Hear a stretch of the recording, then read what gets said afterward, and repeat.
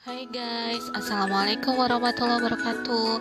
Hari ini kita akan belajar tentang teknik pengumpulan data pada metodologi penelitian. Data adalah keterangan-keterangan tentang suatu hal, dapat berubah sesuatu yang diketahui atau yang dianggap atau anggapan, atau suatu fakta yang digambarkan lewat angka, simbol, kode, dan lainnya. Data terdiri dari dua, yaitu data primer dan data sekunder. Data primer adalah data yang diperoleh atau dikumpulkan langsung di lapangan oleh peneliti. Disebut juga sebagai data asli atau data baru. Kalau data sekunder itu adalah data yang diperoleh atau dikumpulkan oleh orang lain yang kemudian setelah ada baru peneliti ambil. Nah, data-data ini biasanya diperoleh dari perpustakaan, laporan-laporan, atau rekamedik, atau sering disebut juga sebagai data lampau.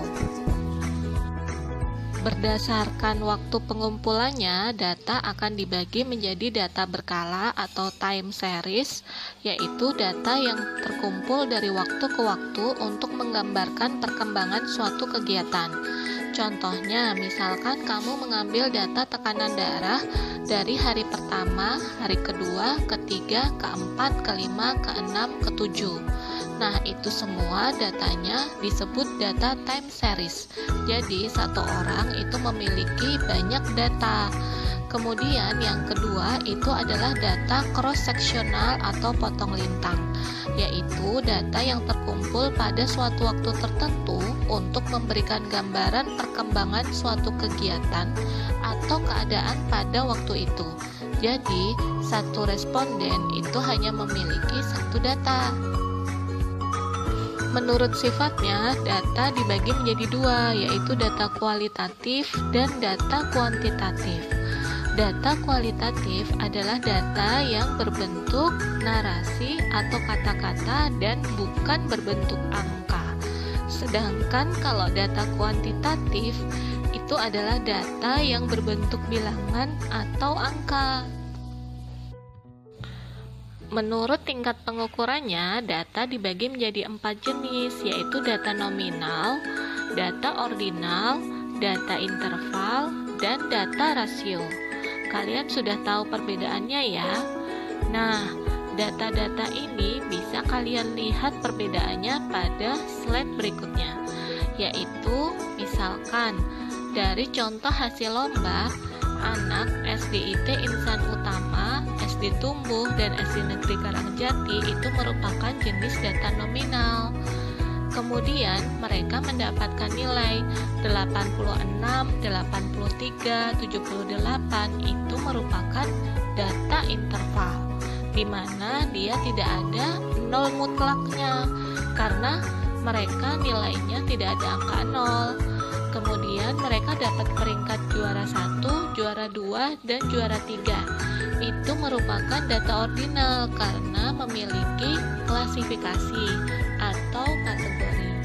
Dan berikutnya adalah hadiahnya 10 juta, 7 juta, 5 juta itu merupakan data rasio karena ada yang tidak mendapatkan hadiah berupa 0 rupiah.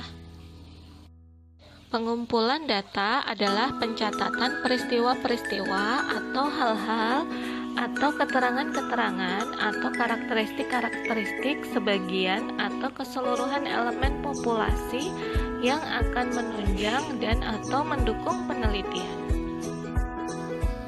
Pengumpulan data berdasarkan caranya itu terbagi menjadi 5. Yang pertama yaitu angket atau kuesioner. Angket adalah pengumpulan data dengan menyerahkan atau mengirimkan daftar pertanyaan untuk diisi oleh responden. Keuntungannya yaitu dapat menjangkau sampel dalam jumlah besar karena bisa dikirim pakai pos atau pakai internet melalui Google Byte.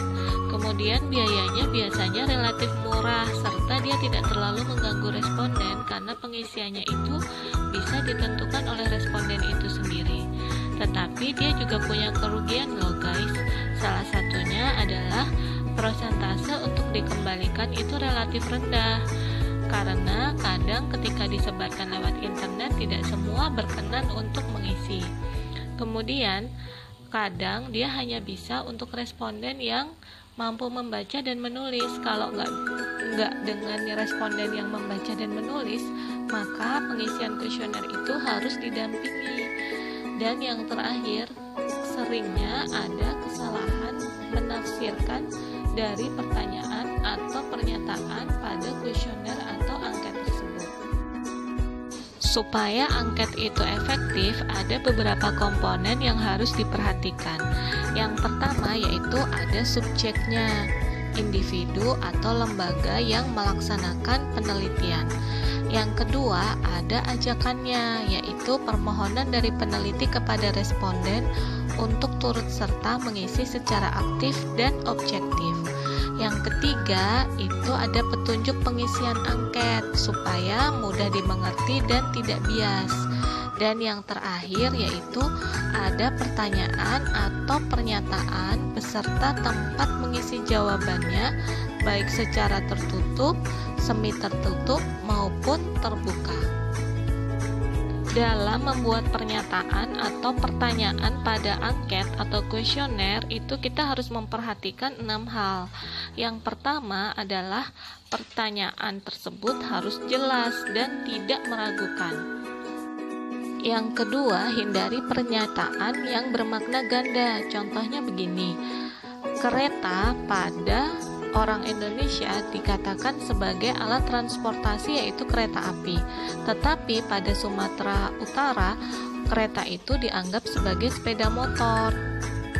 Yang ketiga, responden harus menjawab, harus mampu menjawab. Artinya, pernyataan yang kamu buat itu harus bisa dikuasai oleh jenjang pendidikan manapun, baik dari tingkat pendidikan dasar maupun sampai pendidikan tinggi.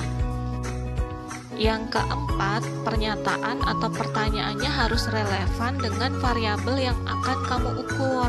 Jangan melenceng kemana-mana. Misalkan nih, pertanyaan mengenai pengetahuan tentang alat reproduksi, tapi pertanyaan kamu itu mengenai perilaku hubungan seksual. Itu sudah tidak relevan ya guys. Yang kelima, pernyataan atau pertanyaannya harusnya dibuat dalam bentuk kalimat pendek supaya tidak membingungkan. Yang keenam, hindari pernyataan yang bias atau sugestif. Contohnya begini, ada pernyataan seorang pemimpin yang baik itu adalah pemimpin yang suka mentraktir anak buahnya.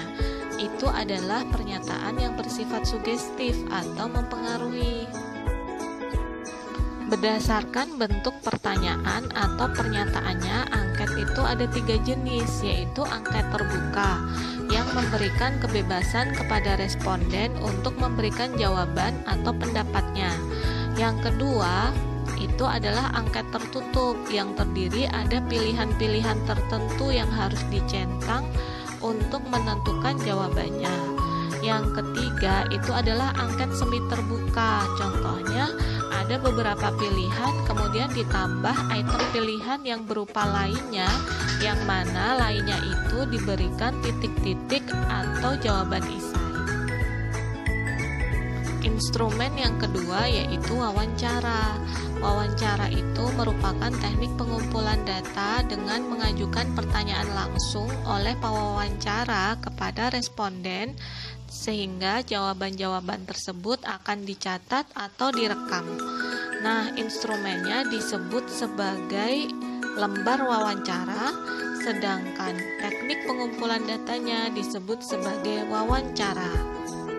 Kekurangannya, dia memerlukan biaya yang sangat besar untuk perjalanan. Kemudian, hanya mampu menjangkau responden dengan jumlah yang kecil, serta pewawancara mungkin terasa mengganggu responden. Tetapi wawancara juga punya kelebihan, yaitu bisa digunakan pada responden yang tidak bisa membaca dan menulis. Kemudian pewawancara pun juga bisa langsung menjelaskan apabila ada pertanyaan yang belum dipahami. Pewawancara juga dapat langsung mengecek kebenaran jawaban responden dengan melakukan pertanyaan yang bersifat validasi atau sekaligus melihat respon dan mimik muka responden pada saat menjawab pertanyaan. Teknik melakukan wawancara itu bisa dilakukan secara berstruktur, di mana si pewawancara itu memiliki daftar pertanyaan atau yang kita sebut sebagai lembar wawancara. Kemudian, yang kedua itu bisa dilakukan dengan tidak terstruktur, di mana wawancara itu dilakukan secara bebas dan pewawancara itu tidak memiliki daftar pertanyaan, sehingga seperti ngobrol dan bersifat eksplorasi. Supaya pewawancara bisa diterima oleh responden, maka beberapa hal perlu diperhatikan, seperti penampilan fisik, rapi dan terlihat kredibel atau bisa dipercaya. Kemudian sikap dan bertingkah laku yang sopan, membawa kartu identitas sehingga mampu untuk diverifikasi, siap terhadap materi yang akan diajukan dalam wawancara. Sebaiknya lakukan perjanjian terlebih dahulu supaya responden pun siap menerima tamu. Kemudian buatlah dan awalilah dengan kalimat pembuka atau kalimat pengantar, serta pewawancara itu mampu mengendalikan atau mengontrol jalannya wawancara. Hal ini penting supaya wawancara itu tidak terbuang-buang percuma. Teknik yang ketiga yaitu observasi. Observasi adalah pemilihan, pengubahan, pencatatan, dan pengkodean serangkaian perilaku dan suasana yang berkenaan dengan organisme in situ sesuai dengan tujuan empiris. In situ artinya bahwa pengamatan tersebut itu terjadi melalui situasi alamiah, walaupun tidak berarti tanpa menggunakan manipulasi eksperimental. Hal ini bisa terjadi apabila kita kemudian meminta izin kepada responden untuk melakukan observasi. Tentu saja responden pada saat diamati mungkin tidak melakukan sesuatu seperti sebagaimana adanya, karena dia tahu bahwa dia diawasi dan diamati. Kelebihan dari teknik observasi adalah datanya aktual. Kemudian absah alat ukurnya karena dapat diketahui secara langsung. Tetapi kekurangannya adalah pengamat mungkin akan membutuhkan waktu yang lama karena harus menunggu dan mengamati sampai tingkah laku yang diharapkan itu muncul. Yang kedua, beberapa tingkah laku itu sukar untuk diamati, bahkan mungkin bisa membahayakan si pengamat jika diamati. Contohnya begini, ketika kita mengobservasi seorang perawat yang akan melakukan injeksi pada pasien. Pada saat kita mengobservasi, ketika kita tahu si perawat tersebut melakukan injeksi tanpa mengganti needle sebelumnya yang sudah dipakai oleh pasien lain, kita tidak bisa melakukan tindakan apa-apa karena pada saat itu kita hanya bersifat sebagai observer, meskipun tindakan perawat itu membahayakan bagi pasien yang akan disuntik setelahnya. Berdasarkan keterlibatan pengamat, observasi itu ada dua, observasi partisipan, di mana observer itu dia akan terlibat aktif sebagai partisipan. Sehingga misalkan dalam fokus group discussion, observer itu juga merupakan peserta diskusi. Tetapi ada juga observasi yang tidak berupa partisipan, di mana observer atau pengamat itu berada di luar kelompok diskusi tersebut. Sedangkan berdasarkan cara pengamatannya itu terbagi menjadi observasi berstruktur, yang mana si observer itu memiliki pedoman pengamatan, dan observasi tak berstruktur, yang mana si observer itu tidak memiliki pedoman pengamatan dan dia akan melakukan pengamatannya itu secara bebas. Nah, metode yang keempat itu adalah studi dokumentasi atau yang biasa dipakai dalam penelitian dengan desain retrospektif. Studi dokumentasi adalah teknik pengumpulan data yang tidak langsung ditujukan pada subjek penelitian namun melalui dokumen. Dokumen yang digunakan itu bisa surat pribadi, laporan, notulen, catatan kasus, rekam medik, dan lainnya. Kelebihan dari studi dokumentasi adalah merupakan pilihan alternatif untuk subjek peneliti tertentu yang sukar atau tidak mungkin dijangkau. Kemudian dia tidak reaktif karena studi dokumentasi itu tidak dilakukan secara langsung dengan subjek manusia. Kemudian studi dokumentasi juga mampu menjangkau jauh ke masa lalu ke tahun-tahun sebelumnya, serta dia mampu mengumpulkan sampel dalam jumlah yang relatif besar, tetapi dengan biaya yang murah.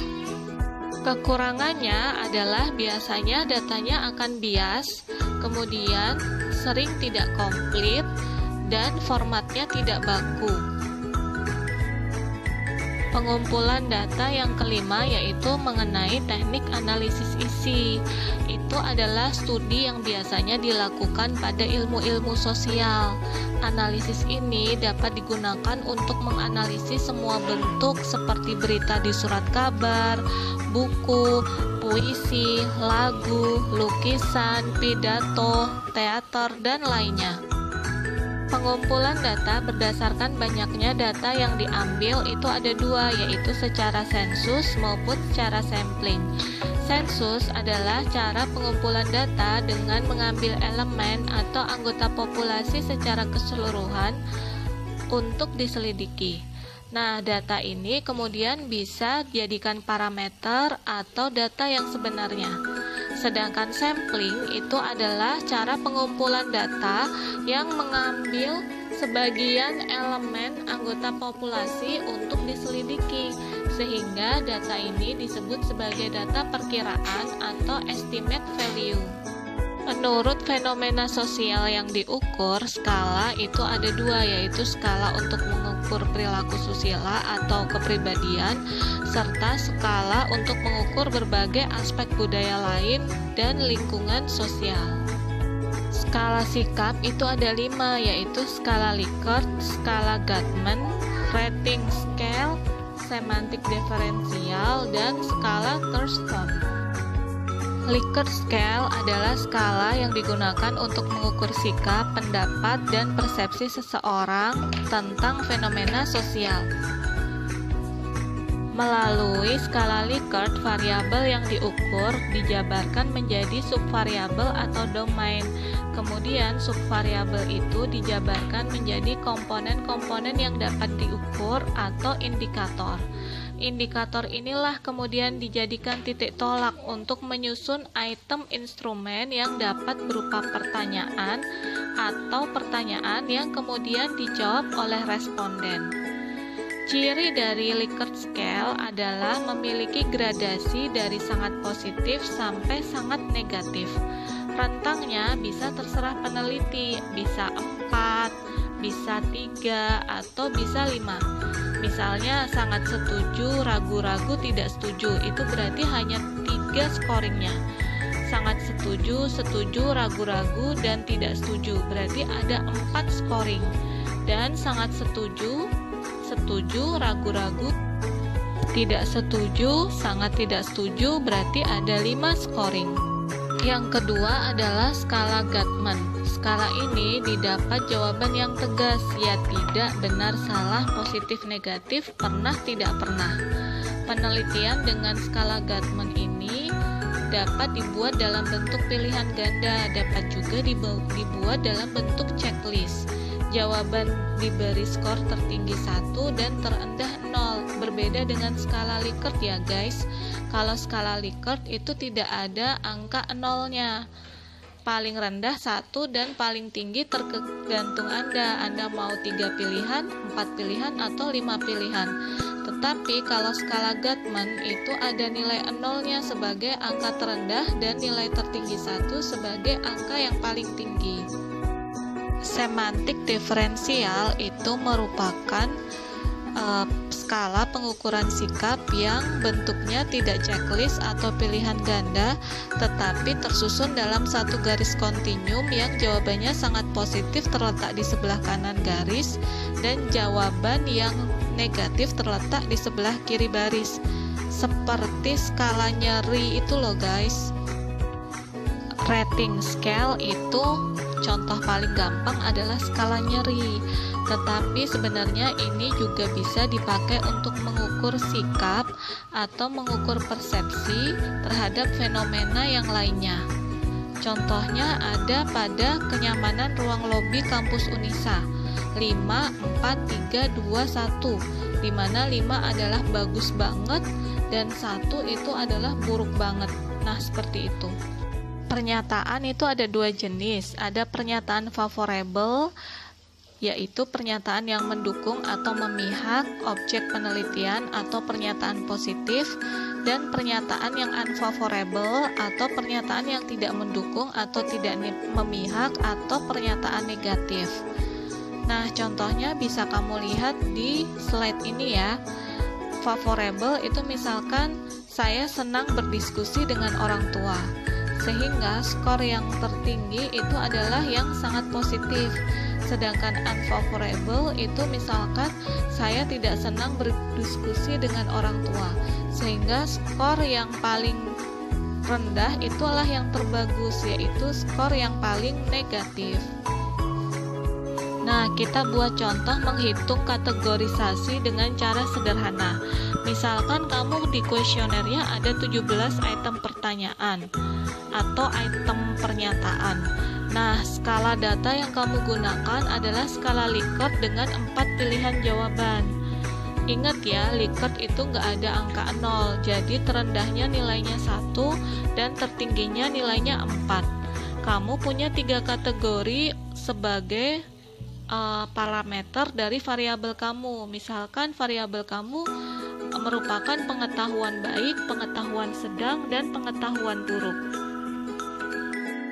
Maka cara menghitung skornya adalah skor terbaik yaitu 4 dikalikan 17 item pertanyaan sama dengan 68.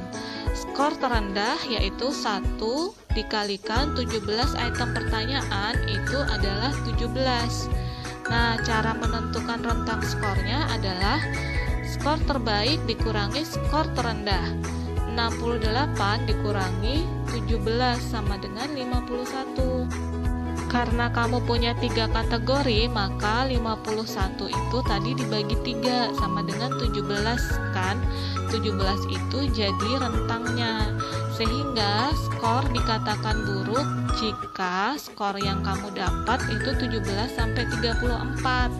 Dikatakan sedang jika skornya 35 sampai 51 dan dikatakan baik jika skornya 52 sampai 68. Nah guys, itu dulu yang bisa kita share pada hari ini. Semoga kamu paham ya. Jangan lupa ikuti terus channel aku, like, comment, and subscribe. Assalamualaikum.